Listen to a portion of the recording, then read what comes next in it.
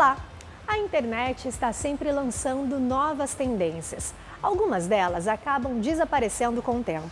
Outras demoram um pouco mais para pegar, mas acabam caindo no gosto das pessoas. Na primeira matéria de hoje, nós vamos falar sobre um tipo de conteúdo que está sendo o maior sucesso na internet e já virou tendência no mundo da comunicação. Dá só uma olhada que a gente conta tudo para você. O rádio marcou a vida de muitas gerações. We have been forced into a conflict. Foi por meio dele que algumas mensagens marcantes atingiram milhões de pessoas. Would be fatal to any civilized order. Mas com o tempo, outras mídias surgiram. E a ideia de se informar apenas por áudio ficou um pouco ultrapassada. Mas no século XXI, surpresa! Surgiu uma tendência que resgata a ideia de usar apenas áudio como forma de comunicação. É a era dos podcasts. Os podcasts começaram a surgir logo no começo do século XXI. O nome é uma junção das palavras iPod e broadcasting. São gravações em áudio que trazem bate-papos, entrevistas ou narrações, e que costumam abordar um tema específico. É um conteúdo sob demanda. Está começando mais uma edição do podcast Um Milkshake chamado Wanda. Aê! Em vez de ser transmitido por ondas de rádio, ele é armazenado na internet e pode ser ouvido a qualquer hora. Você está ouvindo Nerdcast no Jovem Nerd. O que parecia ser apenas uma novidade passageira virou hábito para muita gente.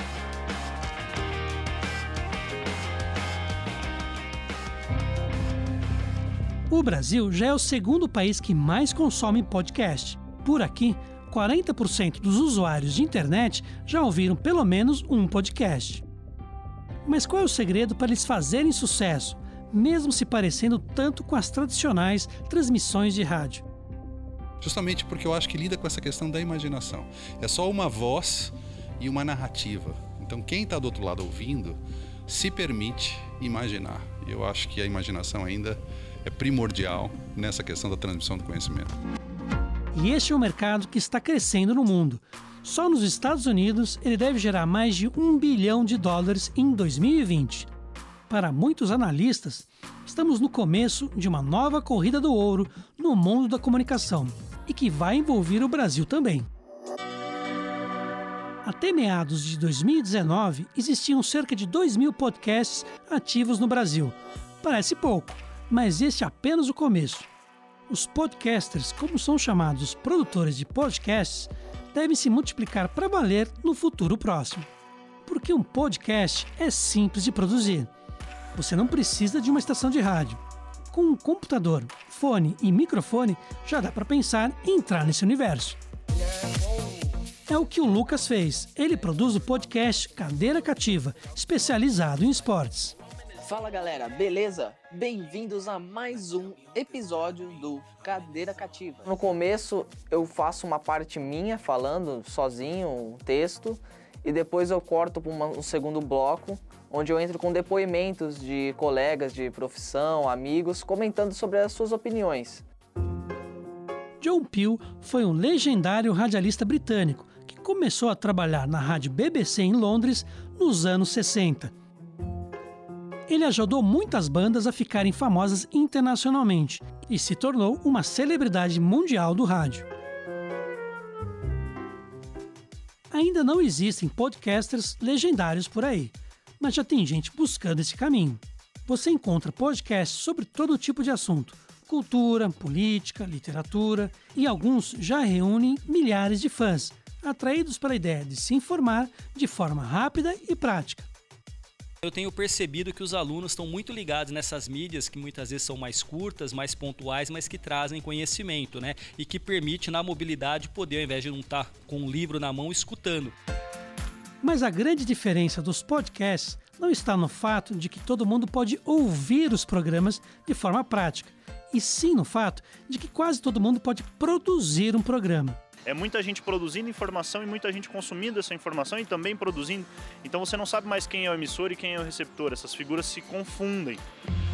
Por facilitar o intercâmbio de ideias e informações, os podcasts já estão sendo usados como recurso pedagógico em salas de aula. O professor Jorge já até ministrou um workshop com professores da Universidade Presbiteriana Mackenzie. Por exemplo, estou falando sobre arte.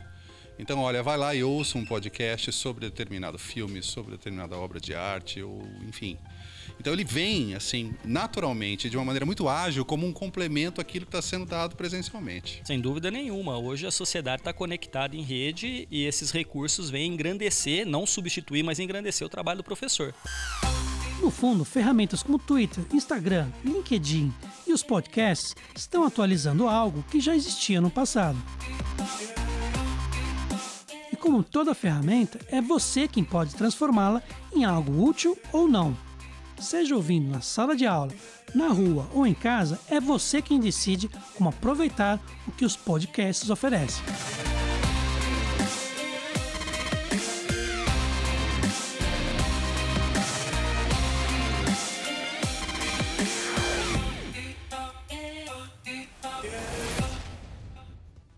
Se os podcasts resgatam uma forma antiga de transmitir a informação, a TV e o cinema estão indo por outro caminho, buscando conquistar o público.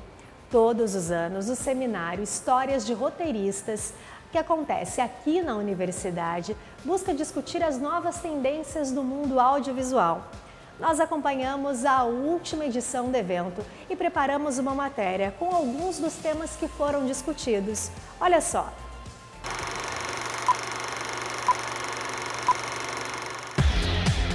A evolução do meio audiovisual tem nos proporcionado diversas formas de criar conteúdo, dentre elas, a interatividade. Produções interativas têm surgido no mercado regularmente. Um exemplo é a série Black Mirror.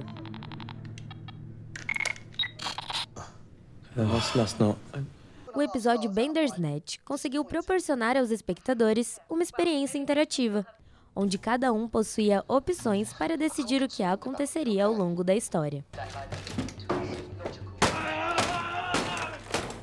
Isso é um mundo muito vasto que está se abrindo e a gente tem diferentes caminhos para isso, né? O que tem nos atraído mais e que é extremamente interessante do meu ponto de vista é essa possibilidade de libertar o espectador, né, daquela posição passiva que ele ficava sentado diante de um conteúdo audiovisual que chegava até ele já pronto, empacotado, devidamente fechado. E abre a possibilidade de ele também ser um agente, ser um interator e usufruir daquele conteúdo conforme o que ele ache mais interessante, mais estimulante, né? A interatividade é uma ferramenta. O profissional do audiovisual ele pode usar essa ferramenta para criar novos conceitos, novas maneiras de fazer o audiovisual.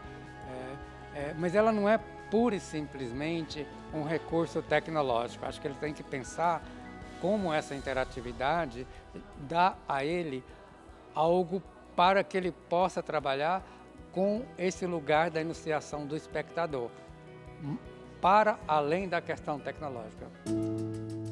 Uma das novidades mais interessantes do audiovisual é a realidade virtual. O objetivo dessa tecnologia é formar uma nova realidade e enganar os sentidos. É possível ver cenas de outros lugares e ter a sensação de estar lá. Esses óculos de realidade virtual começaram apenas com fotos e hoje já utilizam filmes e computação gráfica.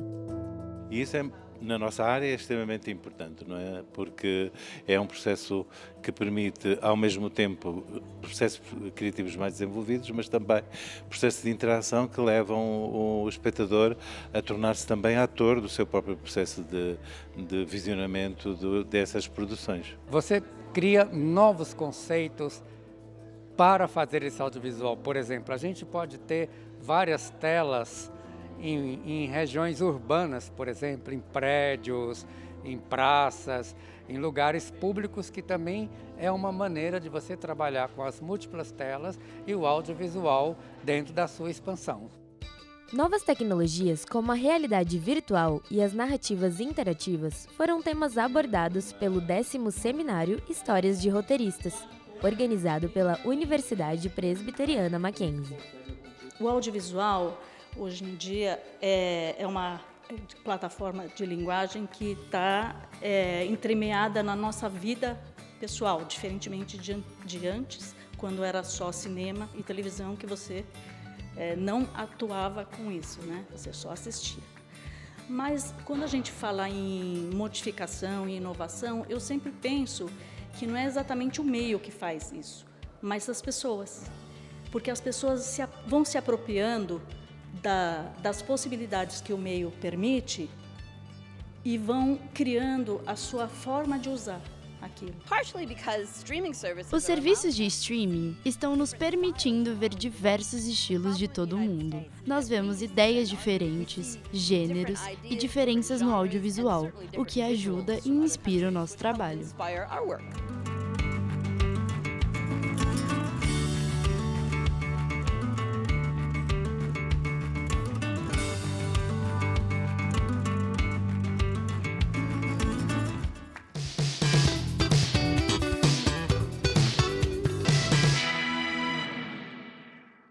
O livro Projetos Urbanos em Áreas Próximas a Cursos d'Água em Bairros em Transformação, um exercício para a região da CEAGESP, São Paulo, foi lançado pela editora Mackenzie. Traz reflexões sobre temas como projeto urbano, economia, cultura e meio ambiente. O livro trabalha com um modelo de sociedade, onde cidadãos têm um papel mais ativo nas questões urbanas. Esse modelo se baseia numa forte participação do cidadão, da sociedade nos projetos. Então, na verdade, tem um componente social importante e cultural importante. Uma ação coletiva, onde tudo é consensual, né? E, na verdade, a ideia é que essas 3 dimensões da cidade, esses 3 agentes, que é o poder público, a iniciativa privada e a sociedade civil organizada, cheguem nesse consenso para poder atuar num contexto muito específico. O livro é resultado de uma parceria entre o Programa de Pós-Graduação em Arquitetura e Urbanismo da Universidade Presbiteriana Mackenzie com a Universidade Técnica de Delft, na Holanda. Eu pesquiso esse tema há bastante tempo, desde 2004, do ponto de vista teórico e empírico, e estabeleci uma parceria com a Universidade Técnica de Delft, a fim de aprofundar os conhecimentos, trazê-los e difundi-los no Brasil e estabelecer bases conjuntas para uma reflexão acerca do tema. Ainda por cima tem um aspecto de internacionalização na transmissão desse conhecimento. Nós estamos, como editora, muito orgulhosos de estar publicando isso hoje. O livro aborda métodos utilizados na elaboração de projetos urbanos, que podem ser usados por pesquisadores e profissionais da área. Ele traz uma metodologia, que é a metodologia da escola onde ele está, que é Delft, e que, de certa forma, traduz uma tradição de planejamento que já se estende por vários séculos da Holanda, que é um país, de certa forma, tem uma especificidade que 70% do seu território é abaixo do nível do mar. Então, na verdade, ela precisou arrumar formas tanto de projeto urbano quanto de sociedade para poder se adaptar a uma realidade extrema e com poucos recursos.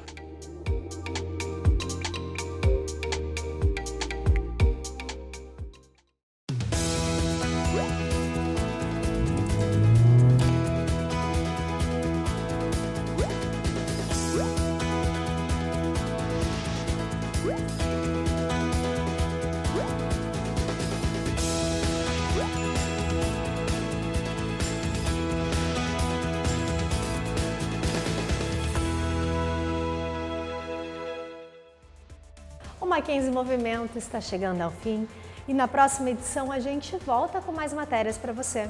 Enquanto isso, não deixe de acessar o nosso site mackenzie.br para conhecer um pouco mais sobre os cursos que a universidade oferece. Eu te encontro na próxima edição. Até mais!